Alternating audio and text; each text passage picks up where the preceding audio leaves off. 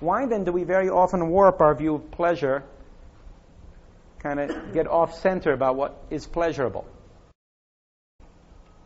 Well, if we realize that the focus of human existence within this system is to relate to God, what do we know about relationship with people that can tell us what establishes relationships? Because remember, if I'm here and other people are here and there's various ways of relating to people, I have a mother, a father, there's a king, there's a governor. All this system was created by God. If the focus of my existence is to connect to God, all of this is here to teach me something. We're going to look at 3 basic points of what we can learn about relationships and see how they relate to the concept of connection between us and God. Point number 1 I'd like to point out is that in every relationship between 2 human beings, the relationship has a quality of a relationship only to the extent that we can choose the relationship.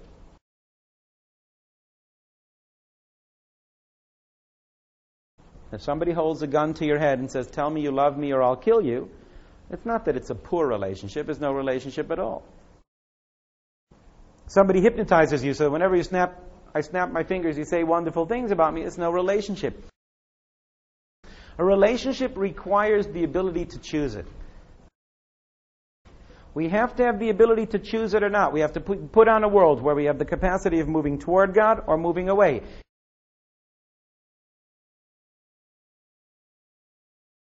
If we didn't have that capacity, we couldn't have the relationship. You see, at this point in our scenario, we can begin defining good and evil. Good, if there's an infinite being, good is that which is in accordance with the will of God. Evil is that which opposes it. Since it's the will of God that we should get close to Him and get pleasure from our connection, good is our moving toward God. Evil is our moving away. And since this is a world of action, then when we define something as a good act or an evil act, a good act is that act which, when we do, moves us toward God.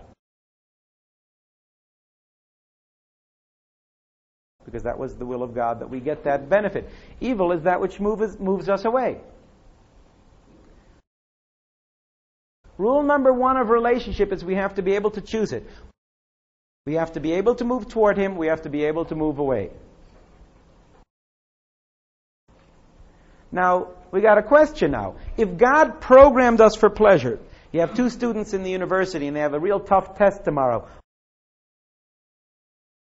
One of them goes out and parties all night and the other one sits and studies. They're both making a decision based on pleasure. One sees more pleasure in partying, the other one sees more pleasure in getting a good grade on the test. If we are programmed for pleasure, human beings cannot break out of that programming, even the guy who burnt his hand in the heater.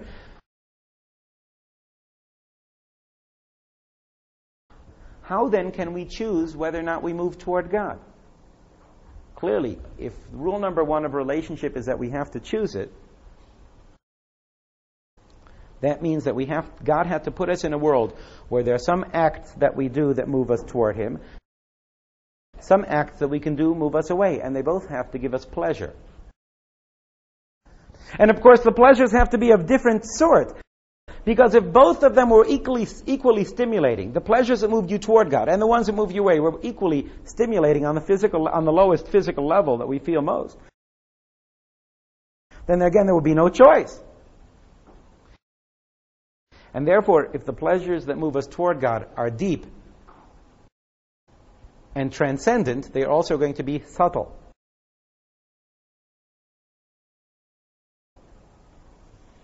And the pleasures that move you away from God are very illusory, and therefore they have to be, and they're illusory and superficial. They have to be more initially stimulating. To put it on the most basic physical level, it's no coincidence in the world in which we live that bran is good for you and chocolate is bad for you. Otherwise, there would be no choice. Bran is good for you and chocolate's bad for you. Now you choose. If a chocolate would be good for you, bran is bad for you, automatic response. Choice. If you can't choose, you can't have a relationship. One of the greatest disasters about drugs is that pleasure disappears so quickly that it develops an addiction in which all your life is spent not getting the pleasure but pursuing it.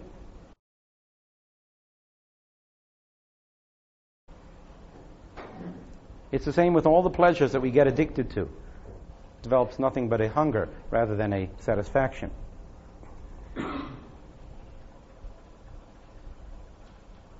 Man was created for connection to God, and what we learn from relationships, rule number one of relationships, is you have to be able to choose it. And hence God had to create pleasures that move us toward God, pleasures that move us away. And now he says, now you make your choice. And here we are on the stage called the universe, and we're the actors in our costumes, our souls in our bodies, and we make our choices. That's one of the understandings about man being created in the image of God. God chooses, as a free agent, an infinite being, chooses to relate to man.